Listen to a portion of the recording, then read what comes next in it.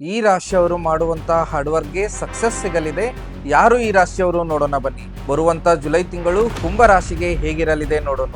ಈ ವಿಡಿಯೋ ನಿಮಗೇನಾದ್ರೂ ಇಷ್ಟವಾದಲ್ಲಿ ಲೈಕ್ ಮಾಡಿ, ಎಂಡ್ ವರ್ಗೂ ನೋಡಿ. ಕೊನೆಯಲ್ಲಿ ಒಂದು ಬಹಳ ಇಂಪಾರ್ಟೆಂಟ್ ರೆಮಿಡಿಯನ್ನ ಶೇರ್ ಮಾಡಿದ್ದೀನಿ. ಕುಂಭ ರಾಶಿಗೆ ಸೂರ್ಯ 6ನೇ ಭಾವದಲ್ಲಿ ಗೋಚರ ಮಾಡ್ತಾ ಇದ್ದಾನೆ. ಇದು ಆರೋಗ್ಯ ಮತ್ತು ಉದ್ಯೋಗ ದೃಷ್ಟಿಕೋನದಿಂದ ಒಳ್ಳೆ ಡೆವಲಪ್ಮೆಂಟ್ಸ್ ಅನ್ನ ಕೊಡೋದೈತಿ. ನೌಕರಸ್ಥರಿಗೆ ಒಳ್ಳೆ ಡೆವಲಪ್ಮೆಂಟ್ಸ್ ಅನ್ನ ಈ ಟೈಮ್ ನೋಡಬಹುದು. ಗವರ್ಮೆಂಟ್ ಜಾಬ್ಸ್ ಟ್ರೈ ಮಾಡುವಂತವರಿಗೆ ಮತ್ತು ಹೊಸ ಜಾಬ್ ನೋಡುವಂತವರಿಗೆ ಒಳ್ಳೆ ಅಪರ್ಚುನಿಟೀಸ್ ಬರುವುದವು. ಅಪರ್ಚುನಿಟೀಸ್ ಅನ್ನ ಯೂಸ್ ಮಾಡ್ಕೊಳ್ಳುವಂತ ಒಂದು ಪ್ರಯತ್ನ ಮಾಡಬೇಕು. ಬಿಸ್ನೆಸ್ ಓನರ್ಸ್ ಗೆ ಅಷ್ಟೊಂದು ಬೆಸ್ಟ್ ಟೈಮ್ ಇರಂಗಿಲ್ಲ, ಆದ್ರೆ ಎಂಪ್ಲಾಯೀಸ್ ಗೆ ಇದು ಬೆಸ್ಟ್ ಟೈಮ್ ಇರೋದ್ರಿಂದ ನೇಮು, ಫೇಮು, ರೆಕಗ್ನೈಸೇಷನ್ ಸಿಗುವಂತ ಒಂದು ಟೈಮ್ ಐತಿ.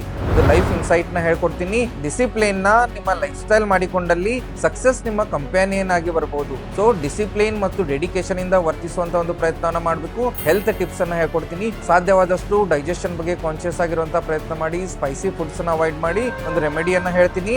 ಸಾಧ್ಯವಾದಷ್ಟು ಈ ತಿಂಗಳು ಪ್ರತಿ ಶನಿವಾರ ಗೋಧಿ ಮತ್ತು ಬೆಲ್ಲವನ್ನ ದಾನ ಮಾಡುವಂತ ಪ್ರಯತ್ನ ಮಾಡಬೇಕು. ಕುಂಭ ರಾಶಿಯವರಿಗೆ ಜುಲೈ ತಿಂಗಳ ಬಗ್ಗೆ ಡಿಟೇಲ್ಡ್ ಪ್ರಿಡಿಕ್ಷನ್ಸ್ ಬೇಕಾಗಿದ್ದಲ್ಲಿ ಕಮೆಂಟ್ ಅಲ್ಲಿ 11 ಅಂತ ಟೈಪ್ ಮಾಡಿ ನಮ್ಮ ಪೇಜ್ ನ ಫಾಲೋ ಮಾಡಿ. ಈ ಪ್ರೊಸೆಸ್ ನ ಆಟೋಮೇಟ್ ಮಾಡಿದೀವಿ. ಫಾಲೋ ಮಾಡಿದ್ರೆ ಮಾತ್ರ ಪ್ರಿಡಿಕ್ಷನ್ಸ್ ನಿಮಗೆ DM ಆಗುತ್ತೆ. ನಮಸ್ಕಾರ.